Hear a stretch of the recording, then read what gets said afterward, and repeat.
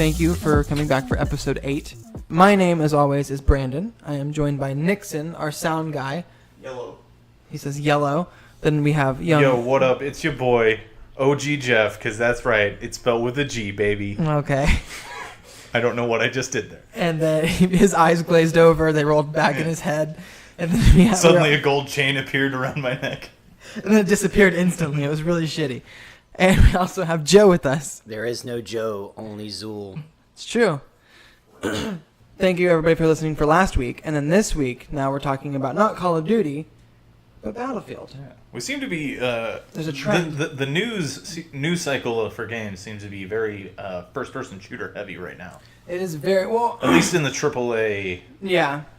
arena. That's been the case, not necessarily first-person shooter, but just first-person in games in general. Have just been... More and more games are just first-person now. I feel like it's more immersive that way because it puts you in their shoes. For me. It's always felt much more visceral being in first-person as a third. Well, I think it's just like larger companies just feel like the first-person perspective is a lot easier for people to get into. Mm-hmm. Like I just got your text message. Yeah, like first users. I'm walking over. Yeah, I just got that. Sorry. So like initial users, it's easier to like grab them, but like they're still, isometric and third person side scroller kind of games. Like imagine Mass Effect in first person. It'd be weird. That'd be so fucking awesome though. Those environments, being able to look at them in first person. Yeah, it would be. I agree with you. The Citadel is one of the coolest environments just ever. Getting right up into Rex's grill and really checking out his scaly face. Exactly. Well, yeah, you would just be able to. I mean, I think you could still have the dynamic cut scenes and stuff the way they did, because Fallout did a similar thing, but it's just like most of the other stuff, the combat. To me, combat always feels much more visceral in first person. Yeah, true. I play PUBG in first person. Yeah. Because to me, it makes me feel more at risk than sitting there with third Yeah, person. I think your field of view is smaller. You only have that cone in front of you. Yeah. But I mean, for something like Battlefield and like this, especially because this one you're going back to World War II, so something like this is very. I feel like the first person being in the trenches, much like Battlefield 1 was. Right. Where it's like, I feel like it adds that level of terror, for lack of a better term. Right. Like, if you think about it as you're this guy just in the trenches, kind of in this giant battle, wondering what's going to happen or who's around you or anything like that. And then you're seeing somebody jump over the trenches with like a giant, with like a bayonet on the end of their rifle running at you. That's fucking terrifying. Yeah. Well, some would say that's scarier than a jump scare in a game, like that feeling of like actual fear and terror, being like, holy shit, I'm gonna fucking die. What's really cool about it, and you can see it when you watch the trailer, is they've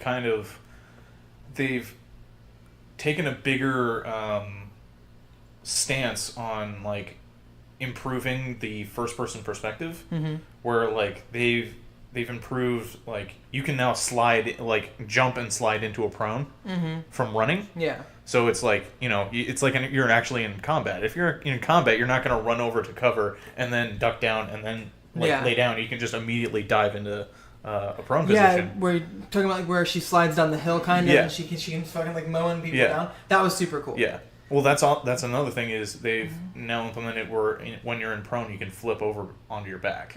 So you can see in front of you and then flip over and see behind you. Yeah. I didn't see. I saw a little bit of the video, but I didn't watch all of it. That's something I've been wanting in games for a while. Well, Rainbow Six Siege does that, which is great because that game is very tactical in that aspect. You have to be able to do stuff like that. Well, it's a small thing that allows for skill. Yeah. Because it allows for more dynamic movement, so it allows you to set yourself apart. It adds another tool to your repertoire without being ridiculous. Yeah. Without being like, oh, we can fucking run on walls and stuff like that. It's like, no, like, there was no reason why, historically accurate, in World War II, these people didn't do this. Yeah. And there's no reason why that, we can't have them do this now. It's like... It's a small thing, but it's a huge quality of life. Historical accuracy with anything in games is stupid. Because I think, what was it, the President of DICE did the best one. Showed a horse with 3 guys. One driving, one with an LMG, and another with a flamethrower. Yeah. I think we threw historical accuracy out the window a long friggin' time ago. It's like, it's what is fun. Yeah, that's true. So if having that in the setting and with the technology and the stuff like that at that time and having those dynamic movements, that's fine with me. If you want accuracy, go play Euro Truck Simulator. Yeah, like Go play a simulation game. Don't play Battlefield 1 or 5 or Call of Duty 4 expecting historical accuracy. They're going to do the best they can, but at a point, like Joe said, is the game doesn't need to be historical. It needs to be fun. It needs to have people want to come back and play it. The point of the game is not the history. History is the impetus. Yeah. It gives them, hey, These what are the about rules. this? Yeah. What if we played in this and this is the backdrop? Yeah. It's not the core where historians going out here and showing you how. No, it's like, this is a cool setting. Mm-hmm. Let's play in that sandbox. Yeah. Which is, to close the podcast, I want to talk about something that everybody's freaking out about. But we'll talk about that after we talk about the other things. Because it's something that's very stupid that I feel like as the gaming community, we just need to come together and agree on this. So we'll talk about that. I don't know what for the listeners, I don't know what he's going to say, so I'm titillated. I'm throwing a curveball here. It's just something that we talked about it a little bit on Friday. It's something that needs to be addressed. Yeah, he's getting real hot and bothered. I am. It's frustrating. No, I have the same level of frustration, maybe even more than he does with it. So, back to Battlefield 5. But a bunch of the stuff that they added to it, the coolest thing I think is the character customization they have. Because like you play a game like Call of Duty or you even play Battlefield 1, you could customize your character to an extent, like depending on the class that you were, it would change the way that your person looked. But this one, no, like they're letting you customize everything. Yeah. Like cosmetics, and like you can hair, face paint, jackets, helmets, everything. Like custom like paint jobs on your planes. Yeah, stuff like that. Like I love that because it's like I want to like if you think about somebody like the Red Baron, they were unique. They had a unique red plane. You know, like that was like, oh shit, that's the Red Baron. Yeah. I want to do that. I want to have my thing and be like, oh shit, that's hey, it's the Blue Buffoon. Basically, I'll be that shit. I want to be like, yes, like that's who that is. Like sweet, you know. And after playing one of the games that I've worked on, to where it's like I can fly like a motherfucker. All right. Well, what's also dope is that they're gonna have like multiple loadouts for the same. You can have multiple loadouts for the same weapon. So say you have attachments that are like for long range on a rifle, but suddenly you're spawning in the trenches. You can hot swap to a bayoneted rifle. So like change your attachments. Oh yeah, that's like, cool. on the fly. I like that. You know, I was not that interested in it because I'm over World War I or World War II, and I didn't play Battlefield 1. I think I've still got a code for it.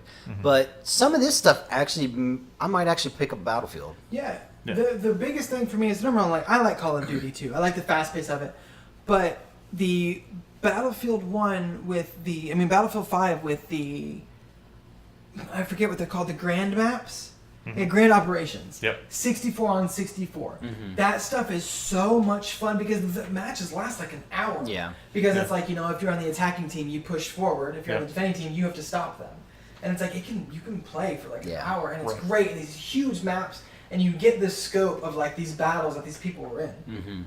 Well, what's really going to be cool about it too is they're going to have these giant maps that are going on, but as the chronologically as the players are physically from week to week, they're going to change what fronts and what maps are occurring during the war. Oh, that's cool. So it's this week the French really pushed into Germany, so the front's going to move and the maps are going to change. Oh, that's interesting. Yeah, you'll be in more like German maps since you're pushing into Germany kind of thing. That's awesome. That's very cool though that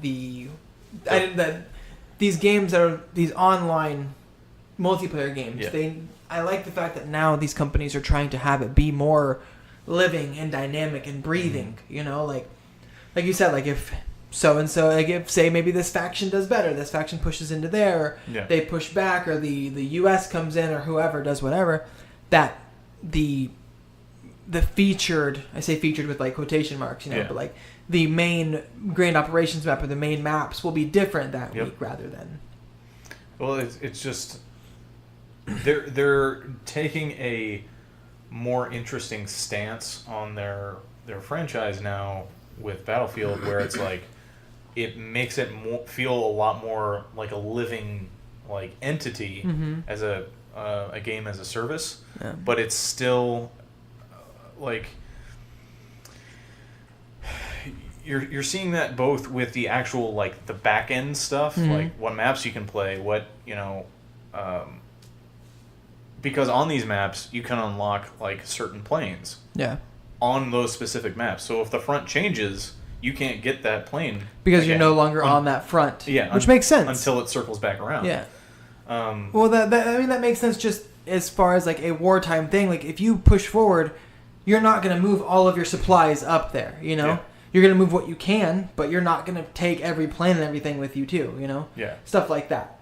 But I think that's very cool. They're also moving towards in game. They're moving towards a more like it feels like you're actually in a battlefield. Yeah. Because they're going for like their particle effects and like their destructible environments and stuff are going insane. Yeah, it's physics based now, right? Yeah. Yeah, which is ridiculous. Which is also, I think they've also improved the hitboxes of the players because now they're like allowing players to like you can go prone and like crawl into little nooks and stuff and lay in wait for someone to walk by. Allowing for more varied gameplay. Right. You know, you don't have to just be the Twitch shooter running around. Yeah, I like that. I will say one of the coolest things in Battlefield 1, I like Battlefield 1 a lot. I really liked that game. One of the coolest thing was the snipers. Yeah. And like if there was a sniper and they were laying down, if they were trying to snipe, you could see the reflection of the sun in their scope. Because that's how it was then. And that's how you could pinpoint them. But if you weren't looking for that, you wouldn't be able to see them. Right. I thought that was one of the coolest little things that they added, because then at that point, being another sniper, you guys were trying to counter, but you could see them. Like you'd shoot at them, they'd get up and run and move, and then you'd have to run and move, and then you'd have to look over there for the glint again. I loved that. That was one of the coolest little things, because whenever you got that person, you were like, "Fuck you, I'm better than you," kind of thing. I loved that. It was just a really cool little thing that they added to it. I hope they keep true to. I hope they do things like that, like small little things like that. Like if you pay attention, you won't get ambushed. You know, as long as you're like being more not methodical, but as long as you're like actively paying attention and being like, hey, maybe not. You know, you won't get murked. You won't get shot in the back with a trench gun. And a lot of this that I'm looking at here, this just goes back to the conversation we were having a few weeks ago about like PUBG and Fortnite.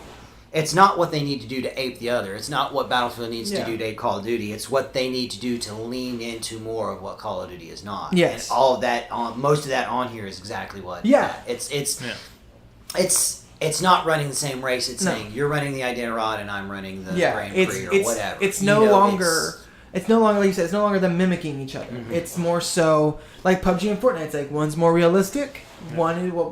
I say realistic with air quotes. One's more realistic, Battlefield, and then one's more, arcadey, over the top arcadey, which is Call of Duty. And so it's stuff like that, Yeah. Well, I mean, I think is awesome. They're also you can see some clear influences that they're pulling from other games, like. I mean, they're pulling influences, but also using historically relevant things. Like if you're in an active front, and if you can manage to get a supply line up to the front line, you're gonna have people throwing down sandbags and laying out like barbed wire and stuff, which they're gonna start implementing, kind of like Fortnite, where you can if you're fighting an enemy, you can throw up stuff and but it's not going to have you can't build like a 30-foot tall tower or like something. that and just keep running and jumping. But you can definitely set up have a guy roll up with some heavy artillery, throw down some sandbags and start and just kind of fortify that position. That's cool, because see that's like what I always say that Bungie does best.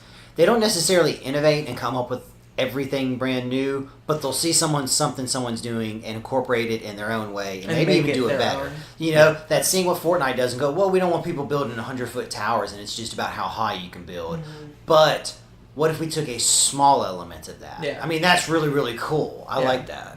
Another thing that I'm seeing here, because the lovely Mr. Jeffa made this document for us to look over, which is great. Wink. That it says that the weapons and vehicles will be fully customizable. Assault engineer and pilot support and medic classes unlocked by default, which is great.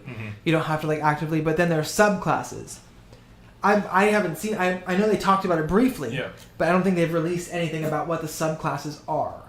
Am I right in that? Well, I think because I've read through the articles. I think the subclasses are it's just for the assault, I believe is one of the opening ones. You can either go from a close quarters kind of guy, or no, like a heavy weapon. It says right here that characters accumulate experience. They'll be able to unlock different subclasses referred to as archetypes. That will allow players to specialize down certain paths such as anti-tank role. And it says all those dice presentation was light on details. So they haven't really... But that's definitely cool. Like, your assault person will be an anti-tank guy. He'll run up there with, like, a bazooka or, like, the anti-tank grenades and stuff like that, which is great. So I really look forward to seeing that, because then that makes it to where you have those, 5 4-base classes, and then those branch out into, each of those branch out into 4 base classes. So effectively you have, 12 classes to choose from, which is great. It's 16, but okay. Was that? It was 16? I'm not good at math. I'm here to talk. Not here to do math.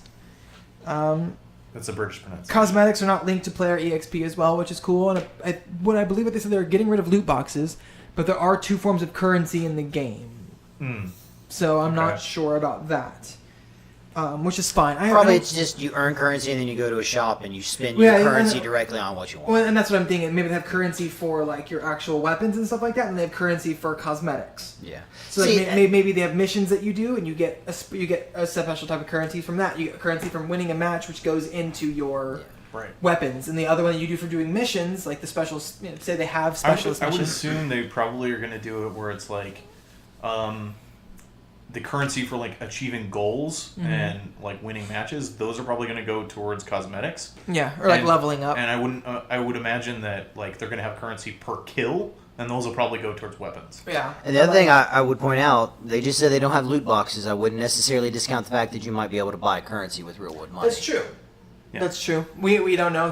To be fair, it's still... And I'm okay with that. Especially if it's a thing where you can buy each individual item. I would rather spend $5, get whatever amount of the tchotchke currency is, and get the one thing that I want. Rather than buying a loot box and praying that I get the weapon. Because I would pay, like, say a loot box is $3. I would rather pay $5, get the exact amount of currency I need, and get the thing I want. I would pay more to get the specific than to pay less on the chance that I might get it. Yeah, I mean, once this goes back to the conversation we had last week, I don't care about loot boxes. Have them in your game. I don't give a shit. I don't have to buy them. Nobody has to buy them. They're not forcing you to. Anyway, listen to our last episode if you want to hear our rant on that. You just keep progressively saying listen to our last episode in the subsequent episodes. Yeah. So I imagine there's someone that's just like, man, I really got to understand that reference. Yeah. Keep going back. Do it. It's great. Spiraling backwards.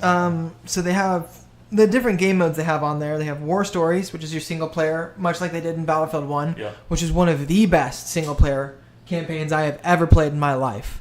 Kudos to you guys, EA, DICE, whoever. EA, DICE, you can say it both together. Yeah. That was one of the best single player campaigns I've ever played. It was so, like, heartfelt. As weird as that sounds to say. I feel like Nixon agrees. Yeah, the opening was amazing. I love the snippets. Like where you let the dove go and stuff like that? Yeah. I love that. Well, the opening where it's just like, you're not expected to live through this. Oh, yeah. And you die and it shows the names of every people who died. Oh, it was so good. It was fantastic. It was really good. Well, I'm going to play that again, actually. I have Battlefield 1 on my Xbox right now. I'm going to do it. Well, I mean, I'm going to sound like a retired old man now. But, like, there are, like, instances in, like, World War II where, people liked the Call of Duty, original Call of Duties, World War II kind of stuff. Because, like, there were certain battles in World War II where it's like, you couldn't make this shit up. Yeah. Like, the amount of, like, insane things that happened in, like, I mean, it was the war. Yeah. So. Now here's the question. Are they going to do a D-Day story? I really wish they wouldn't. Yeah, D-Day's done to death. There's so many other cool things that happened in that war. It's like it's already been done. Let's move on. Well, like from a paratrooper standpoint, though, that'd be cool to see again. I only saw that in Airborne. Yeah. So I really hope they have a nice French campaign where, like, your French resistance, because I think people really undervalued we like to crap on the French, but the amount of effort the French did and the French revolutionaries did during World War II, we probably couldn't have won it. D-Day may not have even happened if it hadn't been for them. Well, there's also just some insane battles that happened in the Pacific theater of World War II, where it's like, there was a soldier, I forget the name, but he was this guy where he, before this battle was taking place, or before he got like his notoriety for this. He got his arm chopped off by a Japanese officer that had a commissioned Japanese army samurai sword, and then he killed the guy. Took the sword. He only had one arm, and he stormed the hill and took it, like against like 30 people. So just this one-armed man that I guess he just took his belt off or something, or a shoelace, and tied up the stub of his arm, and just ran up a hill, just slicing dudes down. That's the most bad. Like, you can't make that up. One of the things that I would love for Battlefield 5 to have is the story of the Angel of Mons. Ooh, yeah. Where it's like supposedly there was a group of angels that protected a group of British soldiers and helped them like fight through this battle and stuff like that. That would be super cool. If there was like some weird supernatural thing in there, don't get me wrong, it doesn't have to be supernatural, but I would love to see that story and have them be like, oh no, like it actually happened. Like you kind of see like this weird supernatural thing, but it helps these soldiers win and everything like that. I think that'd be very cool because apparently, I love supernatural shit, but like apparently like in war, there's been hundreds of rumors of supernatural things happening because of the fact that the energy is so palpable and death is everywhere and life is everywhere and everything's so chaotic. That the veil kind of gets lifted, so crazy shit happens. Well, I mean, it's also, there's plenty to be said about having a good like story, having a good pace to, okay, so the player's going to be taking this trench and then going over to the next one, but there's also something to be said about having a set piece where you can have a really cool layout for a level, or maybe even they're pulling from an actual historical battlefield, but just having it where it's trying to perfectly recreate the weather conditions at the time, because maybe the Angel of Mons was like, right in the middle of battle.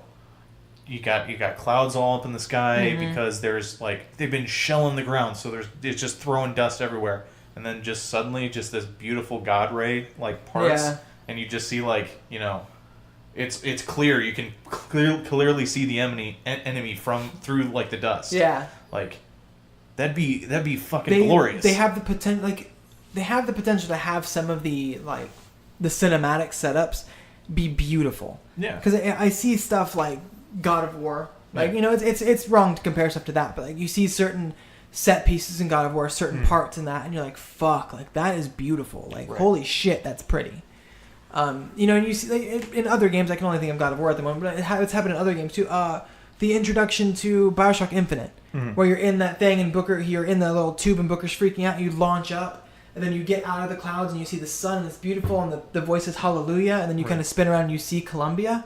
That was one of the most jaw-dropping parts in any game for me. Like the ability that they will have to kind of have this beauty shown in the middle of this tragic fucking war could be very cool. Right.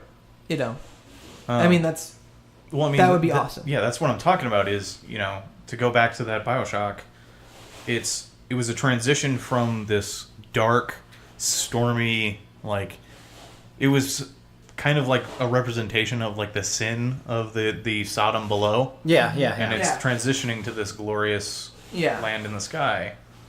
And they could do some really cool stuff because they're moving towards a physics-based, like, destructible environment stuff. So they could do some insane, like, maybe if they roll in that destructible environment stuff to like the single-player campaign, they could even make it where the single-player campaign you wouldn't see the same thing twice. Yeah, that would be very cool because it would make it'd be the same story, but you wouldn't get there the exact same way. So it'd be like your gameplays are unique. Yeah. Like your single player go-throughs are just unique and different for one another, which would be awesome. Yeah.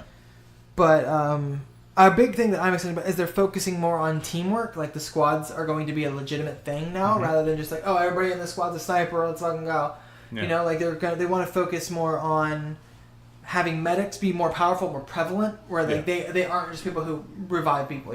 They do a lot more than just that. Well, they're also medics are going to be the only people that can fully revive someone. Yes.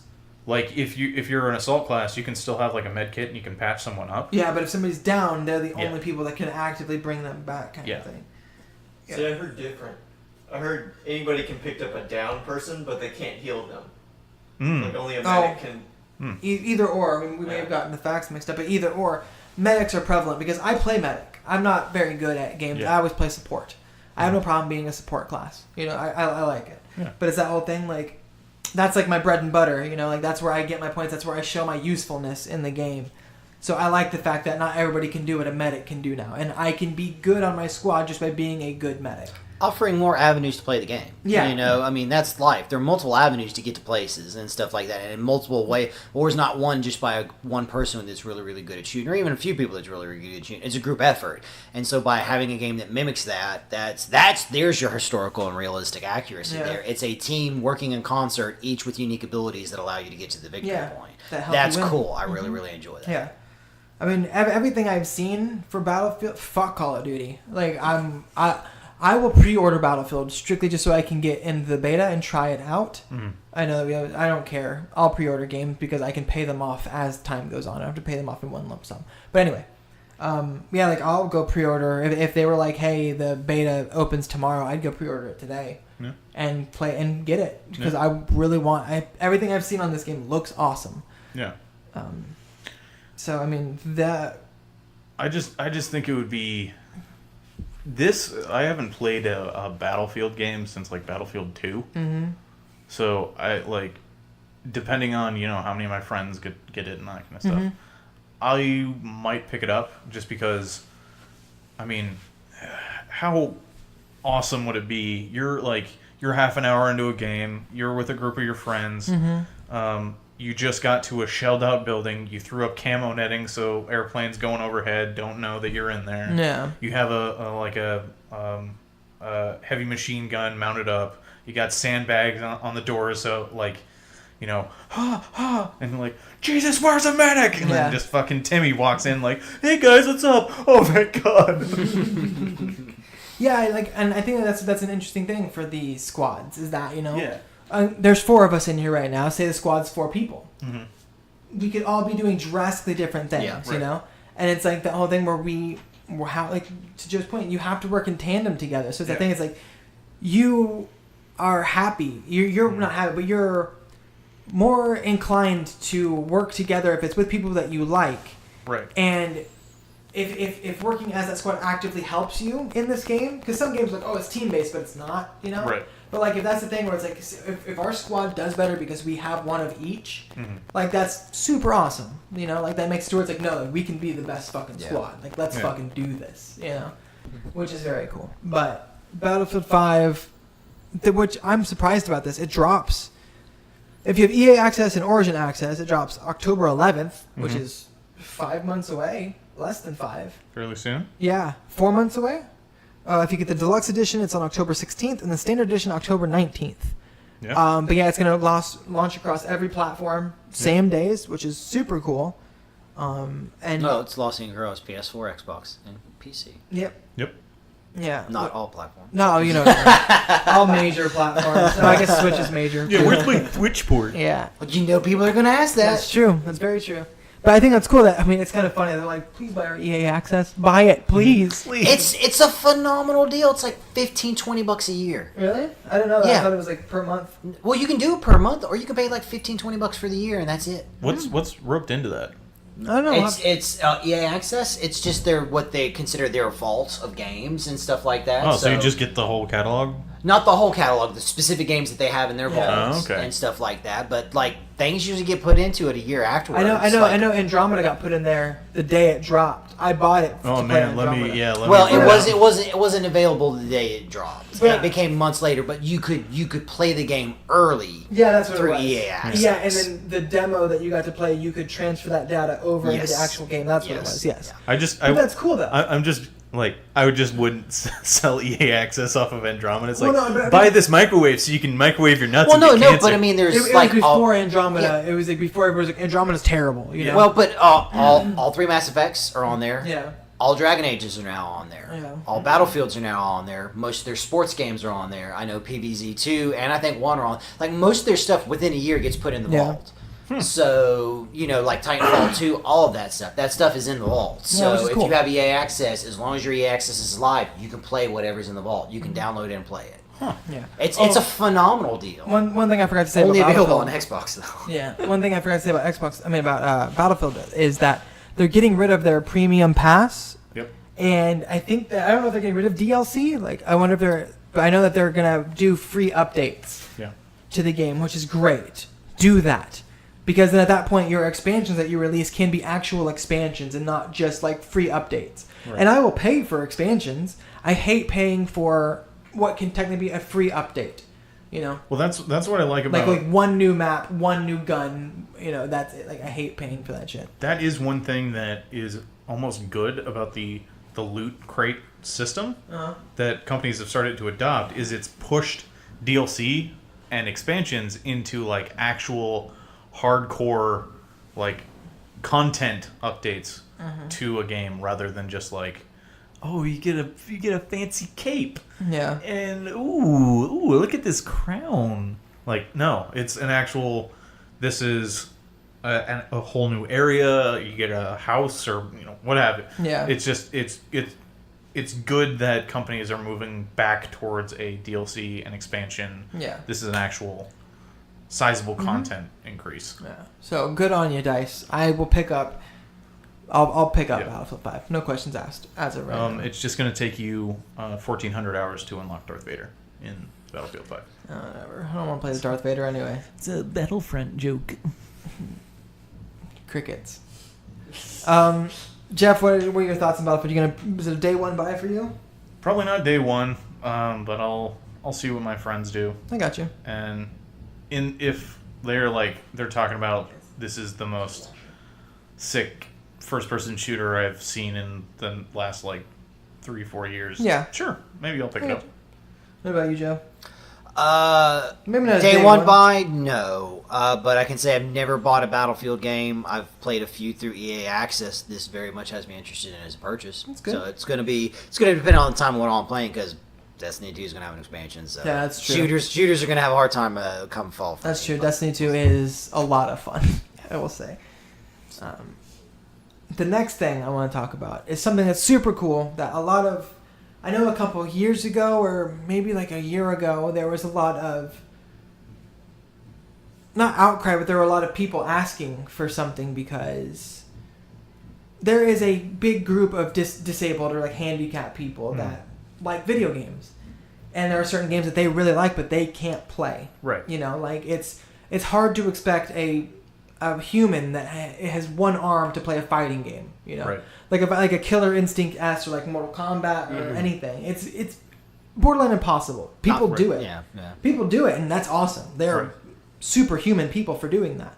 But Microsoft now made the adaptive controller. I remember this got leaked a little while ago, and everybody's like, what fucking controller is that? Because it's it looks just like a flat piece of plastic. It has two big circles on it. It has the buttons and a kind of looks like the Steam controller almost.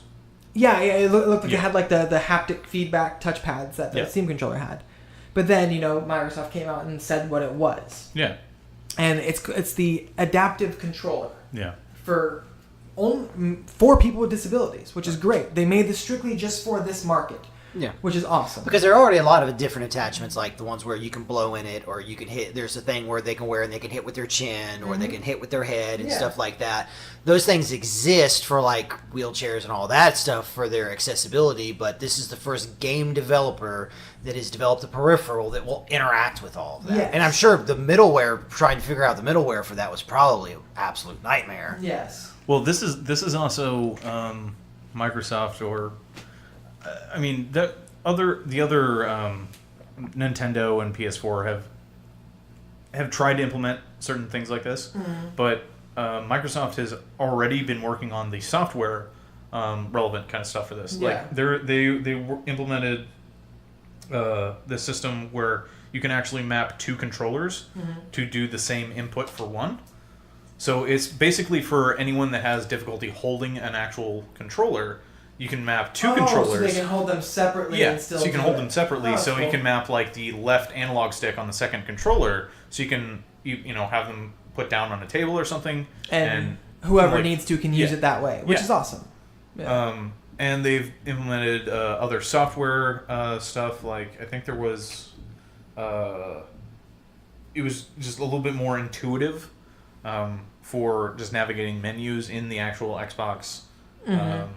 like the voice commands and stuff they've intentionally made more intuitive, so people with a little bit more difficulty, just like if you want to use the Netflix app or something on it, it's just more intuitive for someone to just be able to say it rather than actively have to go and pick up a controller and do it that way.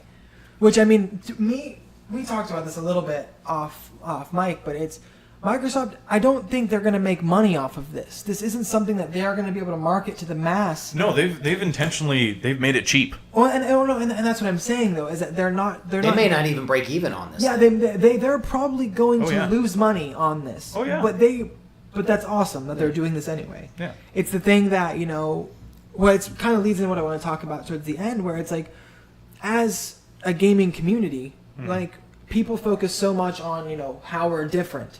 We don't need to do that. Right. We all play video games. We're all super nerds. We all fucking mouth breathe 90% of the time. It's. I'm so happy the fact that there's now this group of people who have been ostracized and who can't do regular things, but now they can compete and stuff like this. Now they can play these things. They can do stuff with other people instead of just watching somebody do it. You know, like they can actively participate, which is great. An amazing thought. Let's be inclusive. Yeah.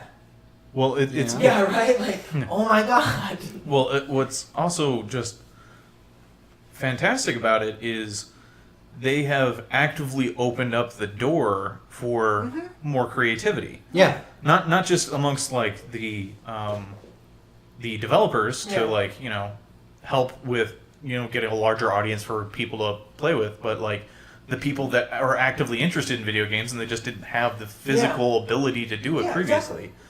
And like, this is I mean, not a one-to-one comparison, but like historically the innovations that have been done to like make things easier for people that just like the first audiobook that was ever created, it was printed onto like a vinyl record to help someone with I forget the actual story. Somebody who can't see. Yeah, it was a blind person that they loved having books read to them, but they just didn't want to have to keep asking. So they requested, "Can you print this onto a vinyl record for me?" But now look at it. Yeah, so it's like there's been a ton of different innovations that have been done throughout relatively recent history. I mean, I can't really speak for the Middle Ages doing a lot of stuff for the people with disabilities, but just increasing the ease and ability to do stuff improves innovation at large.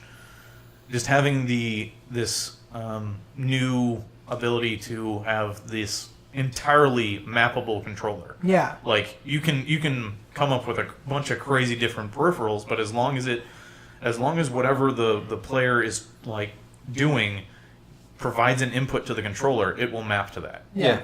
Well, and if you watch the video that they put out with it, where they're showing this to people, right? Like, you see people with some severe physical disabilities, but they're playing games and like they're happy and like they're having fun, Even like, it's great. As someone who is a firm believer that video games are awesome and everybody should play them, like.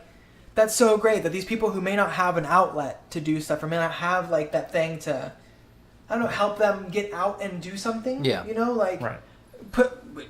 People read books to get away from stuff. I don't like reading. Fuck that. Well, I'm not a nerd.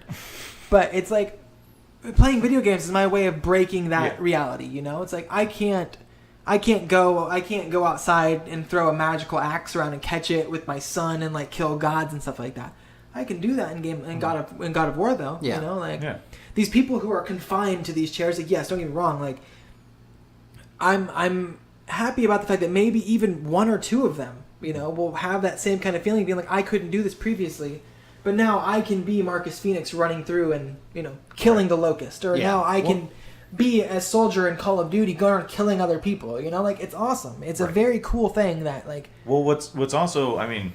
You can see interviews with vets from armed conflicts, where a lot of the complaints they'll have is it's not that they got their hand blown off and it hurts. It's just they're just frustrated at the change that it makes to their daily life. Yeah, it's just they even when they were on base, they would have a Xbox that, when they were off duty, they would play with their friends back home because they had a good internet connection. And they miss that. Yeah. So just having that ability to provide this back to them, or someone that was just born with a physical ailment, it's just great to be able to kind of open that up and just be like, hey, you can do regular shit again. Well, it's not just like there's no reason why you shouldn't be able to do this. Yeah. So we're just providing you with the ability to just like, yeah, man, fucking come back to gaming. And you shouldn't have to pay thousands of dollars for these ridiculous peripherals. Yeah. Which is fantastic about it because the Elite controller is $150 right now. Yeah. Mm-hmm. I mean, granted, it's modular. You can take parts off of it, and it's made out of fairly sturdy materials. But this adaptive controller, it's $99. Yeah. And they're actively working on bulk group deals with charities. Mm-hmm. So it's even cheaper. Yeah. Yeah. So it's just... Yeah, it's like It's solely something that yes, there is. I'm sure there's a guy on the board that goes, this will get us good mind share, and there's other people and stuff like that. But this is primarily a thing of it's the thing to do. We need to do this. Yeah. It's the right thing to do. Yeah. It's the same reason why Tesla gives their shit away. Yeah. Their plans and stuff like that. It's because it's the right thing to do. Yeah. It advances everyone. Yeah. And everyone should have access to video games, Yeah. no matter what your physical limitations may be. So it's phenomenal that a game developer does this. Yeah. So, It wasn't like some passion project of a person. They took an entire lab. Yeah. And this lab was dedicated to building this and making this work. Yeah. That's not a small amount of money. Yeah, it's like they may have gotten grants from charities Yeah. and stuff like that, and they like you said, they're getting a lot of mind share. Because for this, this just cements Microsoft in my heart. That's awesome. Well, then that's the thing is yes, there are people that buy games for platform exclusives, but people buy games for UI. People buy games for controller. Yeah. That's the sole reason I play Xbox is I prefer the Xbox UI and I love the Xbox controller. Guess how many people are going to be, it's like, I love video games and maybe I love this, but it's like, Microsoft has now developed something for me. They may have earned it may not be a massive chunk of the audience, but they could have very well just earned lifetime members of a particular audience. Because it's like, you guys were the first ones to acknowledge us and say, hey, you should be included in this too. What's also great about it is, I don't know if you've ever taken a PS4 controller and plugged it into a PC, but there's plenty of times where that PS4 controller does not register unless the game natively supports it. Yeah. Pretty much for Microsoft controllers, granted, Microsoft does kind of make Windows. Yeah. I get that. But, it's still going to recognize the adaptive controller as if it was an Xbox controller, which is plug and play. Yeah, yeah. So if that's the case, you can have a guy, maybe he doesn't even want to buy an Xbox, but he gets the adaptive controller. Yeah, but he has a PC. Well, I mean, a perfect example of, imagine something like a guy that truly loves Civ, but is so disabled he can't use the keyboard. Yeah. Yeah. What if Firaxis decides, hey, we're going to include this, we're going to fix support so a person like this can play our game? Yeah. Because Civ is a very, very complicated game with a lot of things to manage. It's like there's a whole slew of games that not only were they limited by that, but people in general who don't have that physical disability can be limited to. Yeah. So it's like you open up it just allows more people to experience this phenomenal hobby that we all love. And Yeah. It's a good thing. Well, and a big thing for me too is imagine how much it's going to change. You see Twitch streamers, right? Mm-hmm. People who make ridiculous things to play through games. Like there was a guy who made a thing of bananas to play Dark Souls and stuff like that. That guy that went from level 1 to 99 using a DDR pad in World of Warcraft. Yeah, it's stuff like that. It's like this will open that up too. It's not just going to change the gaming for people with disabilities. Right. It's going to change for people who are innovative like that too. Well, People who think about that because it may. I don't know all the specifics, but it seems to me like you can wire stuff through it. It's going to work as its own third-party thing that you can plug stuff into, and it picks up those commands easier. Well, it also just allows accessibility in general. How many people do you know that are never played a game that are intimidated by picking up a controller? It's like, there's 2 analog sticks, there's 4 buttons, there's 2 triggers, 2 shoulder buttons, 2 select and start buttons. You can click it allows the avenue of creating simplified controls that other people can get into gaming Well, with. and for certain games that don't use all of that stuff, you know, you can be like, oh no, like, look it. Here's an SNES controller. These are all the buttons that you need. There's 4 buttons, and then up and down, left and right. Because innovation begets innovation. Yeah. Innovation in this one doesn't necessarily mean that it's not going to lead to innovations in our new. Because we know Microsoft is going... It's all pretty much known Microsoft is showing a new Elite this year. Who's to say they may not have discovered stuff in development of this that is going to be developed directly into the new Elite is. Or whatever their controller for the next Xbox is. Or whatever, you know. Innovation begets innovation, and so this is fucking good for everyone. Yeah, it's huge. I think as somebody whose video games have personally saved my life, I'm all about it. I'm all about having more people who are ostracized and who can't do these things play video games and be. I don't have that like that saving grace where maybe they're like, hey, you know, like everything's not so bad. Yeah, it could be worse. I don't know. I can't even begin to imagine. But it's that whole thing. You know, it's like. Well, it's just I hope that even there's at least just even one person that this changes their outlook on something. This gives them something to look forward to. Right. That's my thing. Well, it's just, you know, having this basic like gesture of like, no, people should just like be allowed to play. Yeah. It's great. Yeah. And then that whole topic, which Microsoft, kudos to you, that's awesome. Everybody tell them that they're amazing for doing this, and hopefully they eventually work with like Sony and Nintendo to where this can go on everything. Mm-hmm. But the last thing that I want to talk about, we're kind of wrapping up. We may go a little short today, but the bigotry that we see every day in gaming, like Joe and I have talked about this at lengths. Mm-hmm. It's not even just the bigotry, just the fact that bigotry, misogyny, just insular thinking. Yeah. Like, we were talking on Friday. I hate the word casual. I do. Yeah. I understand it's a common parlance term, but... And I'm not trying to say this, but this needs to be an example. The term Negro was actually a common parlance word. Yeah. No one uses it anymore because the connotation that is now associated with it. People use casual in a pejorative term. Oh, so you're a casual. Yeah. And it's like, this insular thinking that we have is holding, in my opinion... frustrates me and holds us back as gamers. One of the biggest things for me is the amount of the amount of things that I have seen just based off of the Battlefield 5 reveal. Oh yeah. People getting so upset that there's women in this World War II game.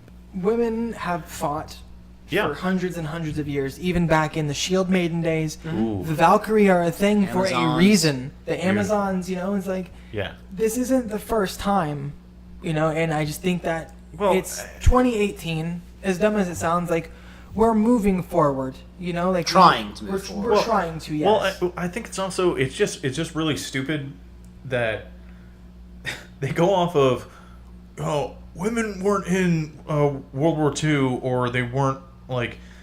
Well, they changed the goalpost on that as soon as someone calls their bullshit out. Yeah. Right.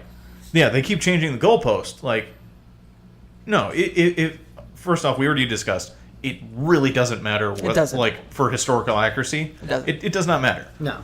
So if you want to have a woman on the front lines, sure. Historically, women weren't on the front lines just because they, like, this is actual, like, anatomically, women have faster cognition. So when it comes into crisis situations, they were better than us. They were better at being medics, or they were better at being snipers because they were physically smaller. They could get into higher locations a lot easier because they could get smaller handholds. Also, certain things are going to support. They don't have to have more support on it because they're smaller in frame and stature and stuff. Obviously, like that. They can hide in trees that a guy wouldn't be able to. Obviously, there are exceptions to the rule. I've met women that could probably crush my skull. Yeah. But it's like, no, there have been badass ladies all throughout history, and badass, like, people of every different nationality and race, and like everything. There's no need to, like, get all up in arms about, like, oh, I can't believe that they're putting this person in because of, like, tokenism or something. Like, no, it's not tokenism. Yeah. As a white male, I've had access for all my life to see stuff where I'm the hero on the cover. Yeah. But to that girl that was told, or woman, girl, whatever, that was told they couldn't be a soldier because they're a woman, and see that on the cover, that means the world to them. It shows them that's possible, that they can be inclusive, that this is for them. It's the same when you see friggin' Ajay Ghale on Far Cry 5, you know, a person of Middle Eastern or Pakistani or Indian, I don't remember entirely, you know, that's important. Yeah. They do not see themselves in the role as the hero. No, they do not see themselves as the focus of the story. No, they need to. And everyone needs to feel that. You know, we need as gamers to understand sometimes we can play the game and maybe not necessarily like it, but maybe that game wasn't for us. You know, maybe it was for another audience to finally have their time to do it. You know, and that's okay. Well, for me, I'm not even focused on, like, I understand that there is an importance that people of different communities can feel when they see that their particular community is being represented. Mm-hmm. For me, I just want everyone to realize it really doesn't matter. Mm-hmm. As long as the character is cool, I don't care what they look, what they physically look like. If the person that resides within the meat form, the shell out beyond the mind and the soul, it doesn't matter. As long as the character is cool, I'll play it. Yeah. Exactly. It's a big thing for me is just the way that the world is at the moment. You know, the way that everything has been. Stuff needs to change. Stuff has to change. We have to become more tolerant of each other. You know, as somebody who is a biracial guy, it may not sound so bad, but it's kind of shitty. Yeah. You know, like, you get treated differently, and it's the whole thing. Like, to Joe's point, that person, that girl or that woman who got told that they couldn't do anything because they were that, and they play as this girl or as this woman in this game, going through, like, changing, saving lives. You know, taking out the enemy, doing these things that she was told she couldn't do.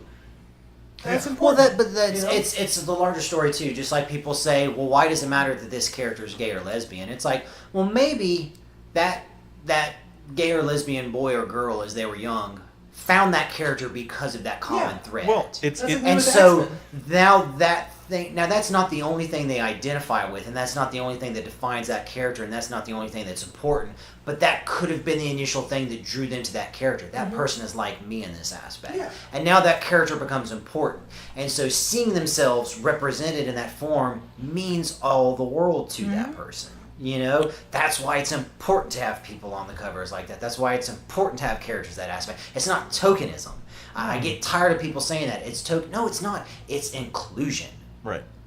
On that note, you guys can find us at All Chat Podcast, which is our Twitter handle.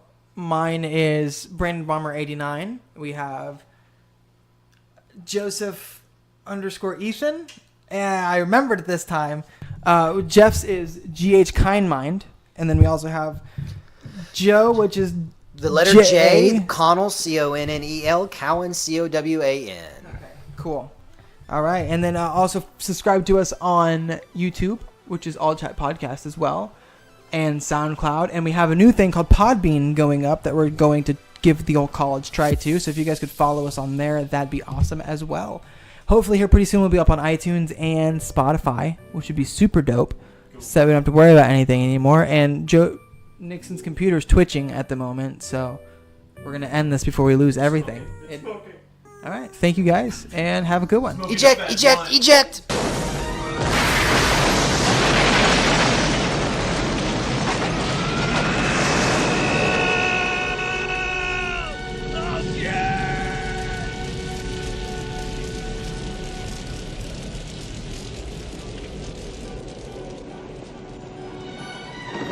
You lucky fuck.